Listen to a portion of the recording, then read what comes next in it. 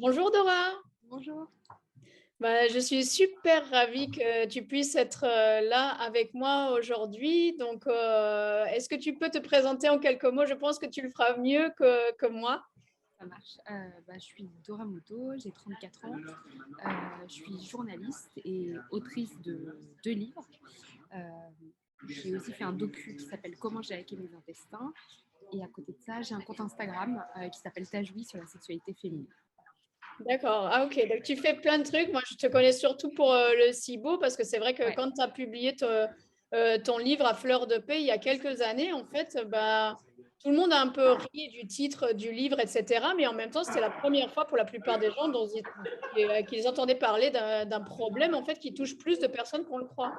exactement. Exactement. En fait, le SIBO, c'était vraiment un symptôme, une maladie dont on n'entendait pas du tout parler en France. Et j'ai eu la volonté de faire le premier livre sur le SIBO pour vulgariser la maladie. Et donc, toi, depuis cette époque où tu as écrit le livre, est-ce que maintenant tu dirais que tu es complètement guéri du SIBO ou c'est quelque chose qu'on vit toute sa vie avec? Non, c'est plutôt quelque chose avec lequel je vis, mais avec lequel j'ai réussi à réguler euh, mes symptômes.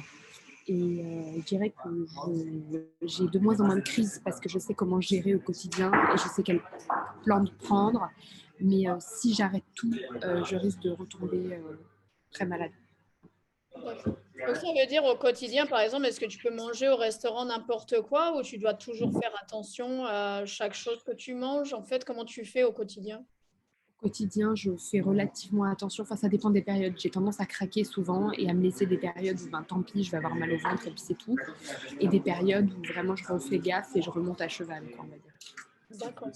Donc, aujourd'hui, est-ce que ça veut dire qu'à la maison, tu te fais toujours un régime genre sans FODMAP, sans lait, sans gluten, etc. ou... Alors, oui et non. J'ai arrêté de faire des régimes hyper sévères, mais il y a certaines choses dans les FODMAP qu'effectivement je ne mange plus, comme l'ail et l'oignon. Ça, c'est fini, fini. Mais par exemple, aujourd'hui, je remange du gluten, ce que je ne mangeais pas avant. D'accord, ok. Dans ton documentaire, en fait, Ouais, moi, je suis arrivée à l'épisode où tu parles de transplantation c'est calme. fécale, tu parles éventuellement des aliments, d'un traitement par les vers. Est-ce que tu as fait depuis ce traitement? Non, finalement, je n'ai pas fait ça parce que justement, avec la phytothérapie, j'en suis arrivée à un stade avec l'aide des plantes où j'estime que je ne vais pas prendre le risque d'aller jusqu'à faire une transplantation fécale ou utiliser des helminths. Je réserve ça si plus tard vraiment j'en ai absolument besoin. Mais aujourd'hui, avec certaines plantes, j'arrive à peu près à réguler les choses et à faire en sorte que ce soit vivable. Mm, mm. Et du coup, en fait, pour les personnes qui se disent, bah, tiens, j'ai souvent mal au ventre, j'ai des problèmes de transit, je ballonne tout le temps, etc.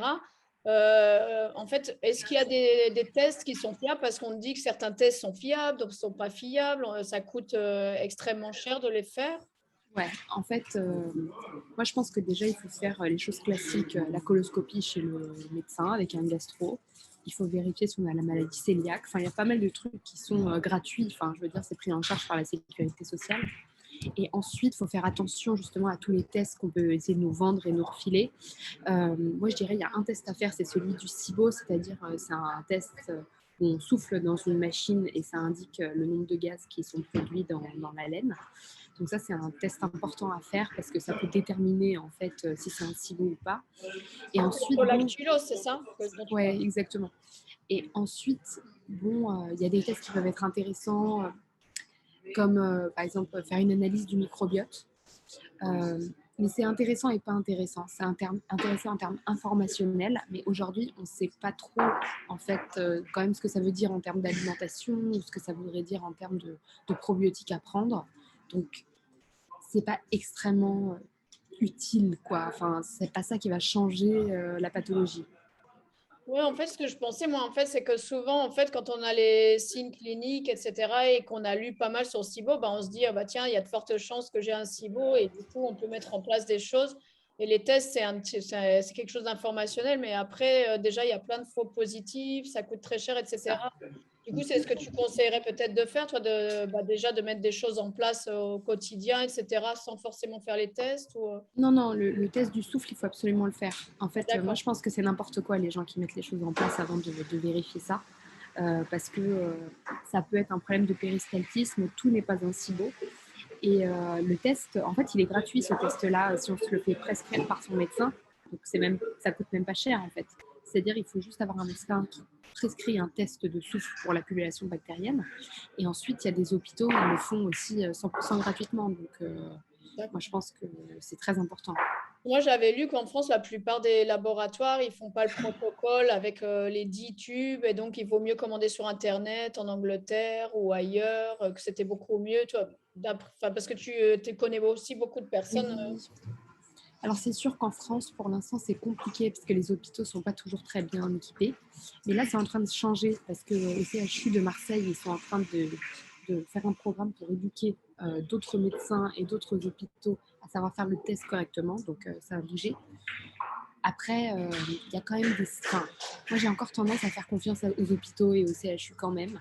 Parce que quand on envoie à des boîtes le test de souffle dans une sorte de petit ballon comme ça, enfin, est-ce que je leur fais plus confiance Franchement, j'en sais rien. C'est des business aussi. Enfin, c'est-à-dire que l'hôpital, ça reste un non-business, tandis que toutes ces boîtes qui tournent autour du SIBO sur Internet, voilà. Okay.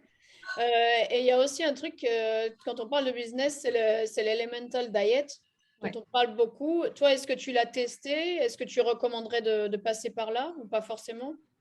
Oui, je l'ai testé. Je l'ai fait pendant 1 mois. J'ai trouvé ça extrêmement dur. Ça n'a pas réglé mon problème de santé. Mais c'est vrai que dans une période de crise intense, je pense que ça peut réduire la population bactérienne. Mais pour moi, c'est un peu un... Je sais pas comment expliquer. En fait, ça ne résout pas le problème parce qu'à partir du moment où tu te remets à manger, les bactéries que tu avais peut-être endormies avec l'Elemental Diet ont tendance à revenir relativement rapidement. Donc moi, j'ai encore l'impression que c'est une fausse solution, en fait. Enfin, ça a été mon sentiment. Et ça coûte très cher pour le coup. Ça coûte C'est quoi? C'est extrêmement autour cher. de 8 à 900 euros, c'est ça? Ouais, 900 $, un truc comme ça. 900 $ pour un mois. Franchement, vaut mieux faire, dans ce cas-là, moi je recommande plutôt de faire un régime carnivore en période de grande crise. Moi, c'est ce que je fais aujourd'hui. Un régime carnivore, pour moi, ça a un peu le même effet que l'Elemental Diet, parce que souvent, les bactéries dans l'intestin grêle, les bactéries autour du problème du SIBO, elles sont beaucoup plus friandes en fait des sucres et des fibres que des chairs animales. Et si vous n'êtes pas vegan ou végétarien, mangez par exemple énormément de poulet ou énormément de viande, enfin avoir un régime extrêmement carné à un moment T de crise. Moi, je pense C'est quoi que tu appelles régime carnivore? En fait, tu manges quoi, concrètement? quand tu manges un maximum, c'est-à-dire que la plupart de ton alimentation, c'est du poulet, de la viande, du poisson, enfin vraiment, c'est des protéines animales. Et ensuite, avec du riz ou... Non, surtout pas. Justement, il faut absolument retirer les fibres. Donc, c'est souvent ça ce qui fait le plus ballonner, ce qui fait le plus de problèmes quand on a un SIBO. Et du coup, c'est par exemple manger avec un peu de légumes verts très très cuits. Mais c'est-à-dire que dans l'assiette, tu as vraiment, par exemple, tu vas manger un demi-poulet et ça d'haricots verts, quoi. Vraiment tout petit. C'est-à-dire qu'il faut, il faut se nourrir principalement de protéines animales parce que ça va réduire la population bactérienne très grandement en fait. Et du coup, je parle d'une autre solution parce qu'on on a souvent parlé, des personnes ont essayé, mais j'ai découvert que ça ne marchait pas en fait avec l'expérience, c'est le jeûne. En fait, parce que j'avais beaucoup de personnes qui avaient ce problème de SIBO, ils venaient et disaient ah c'est génial quand je jeûne, j'ai plus mal nulle part, plus de problème. Oui. Et du coup, quelques jours après ou quelques semaines après, on revient au même point. Oui, et même des fois ça peut être pire. La reprise peut être encore pire parce que justement on a endormi ces bactéries qui ont la dalle et dès que tu remanges, clac, elles sont surexcitées. Et donc, par conséquent, pour moi, c'est bien le jeûne, mais dans un cadre de santé générale. Quoi. De temps en temps, faire un jeûne, c'est bien. Mais dire que, des fois, j'entends des absurdités, des gens qui disent que ça soigne définitivement les intestins, c'est faux. Oui, parce qu'on dit que normalement, 5 jours, tu refais la muqueuse intestinale, que si tu fais 14 ou 21 jours, bah, c'est sûr que tu as tué toutes les bactéries et que c'est bon, tu vas pouvoir tout recommencer, mais c'est pas du tout comme ça en fait. Pas du tout. En fait, déjà, le problème, souvent, c'est que les bactéries, elles se mettent en dormance. Donc, tu ne les tues pas comme ça si facilement. Enfin, je veux dire, dans ce cas-là, on n'aurait pas besoin d'antibiotiques sinon. Enfin, je veux dire, si juste avec en ne mangeant pas, on pouvait éliminer absolument toutes les infections et toutes les maladies, on n'aurait jamais eu besoin de trouver des antibiotiques. Donc même le raisonnement de ces gens-là ne fonctionne pas. Et au-delà de ça, c'est pareil, le jeûne, c'est devenu un énorme business de cure, de vacances, jeûne et randonnée et compagnie. Alors moi, je trouve que c'est très bien pour la santé, mais il ne faut pas vendre ça comme la solution miracle à tout. C'est clair. Et du coup, toi, au quotidien, maintenant, est-ce que tu vis plutôt normalement avec ce SIBO? Tu as réussi à trouver quelque chose qui fonctionne enfin ou c'est toujours la recherche et l'équilibre à trouver? Donc j'ai trouvé des choses qui fonctionnent, mais moi, mon problème principal avec le SIBO, ça reste la constipation. C'est-à-dire que j'ai une constipation extrêmement élevée. Et du coup, par conséquent, en fait, le SIBO va beaucoup mieux quand j'arrive à réguler la constipation. Donc, à partir du moment où les ciels ne stagnent pas, et ben forcément, la pullulation est moins grande. Et donc, par conséquent, pour moi, l'enjeu, c'est vraiment d'essayer relancer le péristaltisme de l'intestin, donc le mouvement de l'intestin naturel. Et il y a un certain nombre de plantes en phyto, comme je disais, qui m'aident pas mal. Il y a le séné, il y a la cascara sagrada, il y a la bourdaine. Enfin, j'utilise tout un tas de plantes que je change parce que, en fait, régulièrement. Oui, c'est ça. On appelle ça aussi les fenêtres thérapeutiques. Sinon, l'organisme, il s'habitue et du coup, ça ne marche plus au bout d'un moment. Exactement. Donc, je fais ça et puis de temps en temps, j'arrête complètement. Et quand j'arrête complètement, je suis obligée de retourner à faire des lavements. Ce qui est très désagréable dans la vie intime et dans la vie tout court, quoi, parce que ça prend un temps fou. Mais les lavements au café, moi je trouve ça extrêmement efficace, bien plus qu'à l'eau. Et du coup, je fais des lavements au café et puis je reprends après les cycles thérapeutiques avec les plantes. Oui, c'est ça, parce qu'il y a beaucoup de personnes en fait qui ont des problèmes de constipation, ils commencent à faire des lavements. Et moi, j'ai rencontré des personnes qui me disaient tous les jours, je fais un lavement et ça fait 1 an, du coup, leur péristaltisme ne va jamais plus fonctionner parce que c'est pareil, on a l'habitude d'aider à vider, quoi. Exactement, donc c'est un peu un cercle vicieux. Moi, j'ai été addict au lavement pendant très longtemps, jusqu'à ce que je retrouve cette plante qui s'appelle le séné, qui m'a vraiment, vraiment complètement réactivé le truc. Et je suis encore en train d'essayer de trouver la dose exacte qui ferait que le truc roule parfaitement. Donc, mais dans l'ensemble, ça m'a quand même. C'est-à-dire que moi, j'en étais à un lavement par jour. Aujourd'hui, je peux faire 2 lavements par semaine, des fois un seul par semaine, et ça passe, quoi. Et toi, parce que je sais que tu connais aussi, enfin, que tu regardes beaucoup de forums de personnes qui sont en train d'être ça, et souvent, des fois, on voit des trucs où on dit, voilà, soignez votre SIBO en 1 mois ou 2 mois, et ça y est, après, on n'est plus jamais embêté de sa vie. Pour toi, c'est quelque chose qui est marketing, mais ce n'est pas la réalité de la plupart des personnes. J'ai créé moi-même un groupe qui s'appelle SIBO, c'est le groupe français sur le SIBO sur Facebook. De temps en temps, on a des histoires miracles, mais sur les milliers de gens qui sont là, ils sont toujours dans cette situation. Et ceux qui se sont guéris miraculeusement, généralement, c'est qu'il y avait une autre raison qu'ils ont réussi à trouver. Par exemple, un problème de thyroïde qui était indétecté. Une fille qui avait un apnée du sommeil, en fait, qui était indétectée. Sinon, des fois, avec les antibiotiques qui peuvent être donnés, la rifaximin, dans certains pays, il y a des gens qui arrivent à s'en sortir, mais ils sont tombés malades, disons, il y a 2 mois. C'est des gens qui ont eu de la chance, c'est-à-dire que ça a été pris très très tôt, et des fois, ils arrivent à s'en sortir. Mais dans l'ensemble, on est sur une pathologie chronique. D'accord, ok. Et est-ce que tu as quand même vu, il y a tout un courant en France sur le cru, faire des jus de légumes, c'est un peu comme le jeûne, on dit pareil, si tu vas passer à ce régime, c'est pareil, tu n'auras plus aucune pathologie parce que tu n'as plus de... Tout est régulé, tu vides tes toxines, etc. Ça ne marche pas plus d'après ce que Moi, avec un SIBO, je pense que c'est une très mauvaise idée parce que trop de fibres avec un SIBO, les bactéries adorent ça. Et justement, si on donne des légumineuses, enfin tout ce qui est dans la sphère crue, etc., ça a tendance à empirer, moi, je trouve, les symptômes. Ensuite, faire des jus, par contre, je trouve ça relativement judicieux parce que quand on enlève les fibres et qu'on garde que les vitamines et les minéraux, justement, ça permet de ne pas prendre de compléments alimentaires et de se régénérer le corps et d'avoir juste ce qu'il faut pour que le fonctionnement du corps soit optimal. Je ne dirais pas que ça va soigner un SIBO, mais je dirais que ça peut aider à faire en sorte que tout le reste soit bien en forme pour essayer justement de sortir de la pathologie. Mais c'est la même chose. Je trouve qu'il y a beaucoup de business autour de ça et que les gens naïfs tombent là-dedans sans prendre un certain recul, quoi. Et dernière question que j'avais aussi, c'était par rapport à la sphère émotionnelle et le stress, en fait, qui est souvent relié très fortement au SIBO, etc. Ouais. Parce que c'est vrai que la plupart des gens, ils vont faire attention à leur alimentation. Mais du coup, est-ce que toi, tu recommandes des choses au niveau gestion du stress Oui, alors moi j'ai mis longtemps à admettre que ça pouvait avoir un lien parce que j'ai beaucoup rejeté l'idée que c'était dans ma tête. Enfin, j'étais très agressée par ce discours-là quand j'étais au début de mon problème parce que je sentais que c'était réel et physique et biologique. Aujourd'hui, j'ai tendance à croire, et aussi de par l'expérience que j'ai en parlant à plein de gens qui ont le SIBO, j'ai remarqué que c'est souvent des gens qui ont vécu des traumatismes dans leur vie, que ce soit dans l'enfance, que ce soit plus tard. Il y a souvent aussi un certain type de psychologie, c'est-à-dire souvent des gens assez hypersensibles.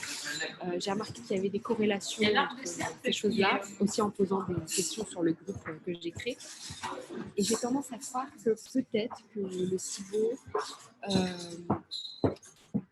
peut être en lien aussi avec un système nerveux qui ne serait pas très bien régulé et justement une activité de l'intestin en lien avec le système nerveux et en lien avec le nerf vague aussi qui régule le système nerveux qui pourrait ne pas être hyper normal entre guillemets, dans le fonctionnement. Donc j'ai tendance à croire que oui, des exercices contre le stress, l'hypnose de temps en temps, des exercices de respiration peuvent améliorer la condition de vie en général. Après, le soigner complètement, j'aimerais dire que oui, mais en tout cas, moi, ça n'a pas fait ses preuves, on va dire. D'accord, ok. Ouais, génial. Merci Voilà. beaucoup pour tous Bah, de ces rien. partages et j'espère que ça encouragera des personnes qui sont touchées. J'espère que ça les découragera pas non plus parce que souvent on te promet que c'est Oui, une histoire de quelques semaines et ça va aller. Mais non, mais en fait, malheureusement, c'est dur de s'en débarrasser complètement, mais moi, je pense qu'on peut quand même vivre une vie correcte avec quelques aménagements, on va dire. d'accord, ok. Toi, tu as vu une différence là, peut-être dans les 10 dernières années. Ah oui, j'ai eu des périodes où, franchement, j'ai cru que j'allais me jeter par la fenêtre. Enfin, c'était intolérable. À chaque fois que je mangeais quelque chose, c'était horrible. J'étais dans des souffrances, dans des douleurs, dans une gêne, même sociale terrible. Et aujourd'hui, franchement, j'arrive à avoir une journée où je dirais c'est 80% de la journée va bien. Et il y a peut-être 20%. En fait, le problème, c'est souvent le matin et le soir. C'est démarrer le matin avec la digestion, je passe énormément de temps aux toilettes, etc. Et puis en fin de journée aussi, des fois c'est un peu difficile avant d'aller me coucher, mais tout le reste de la journée, aucun problème. Nickel. Bah voilà. Ah, c'est super, voilà. Ça, c'est la note positive. Voilà, donc c'est possible de regagner. Et ce que je conseille aux gens, c'est vraiment de se focus, de s'intéresser à la phytothérapie, vraiment. Moi, je pense que dans les plantes, il y a énormément de solutions et que malheureusement, il y a très peu de médecins qui connaissent bien les plantes et aussi très peu de naturopathes finalement qui sont aussi herboristes, on va dire, véritablement. Donc, moi, j'ai lu énormément de forums, de livres sur la phytothérapie et je pense que déjà, comme simple réflexe, acheter un livre sur la phyto et regarder les plantes qui sont destinées au système digestif. Et juste avoir la curiosité d'en acheter plein et juste de se dire, ok, ce soir c'est la tisane de trucs, demain c'est le cachet de plantes de trucs. Et moi, comme ça, j'ai essayé. Moi, j'ai perdu beaucoup d'argent dans cette histoire puisqu'il y en a plein qui n'ont pas marché. Mais j'ai fini par trouver de temps en temps vraiment des plantes qui font la différence. Bah, génial, super. Et donc, ton livre à fleur de paix qui a été publié chez Très Daniel, c'est Ouais, ça? c'est Et ça. c'est quelle année déjà? Je crois qu'il est sorti en 2019, ouais. Ah, 2019. Ah, c'est plus récent. Je pensais que c'était plus. Non, 2019. Voilà, donc 21 € en librairie, c'est quelque chose de vraiment. Enfin, je sais que moi, je l'ai adoré. C'est comme ça que j'ai découvert Merci. le SIBO et en découvrant tes interviews dans les médias. Et Ouais, c'était, ouais, franchement, je le recommande. merci beaucoup. Bah, merci beaucoup, Dora. Super, merci.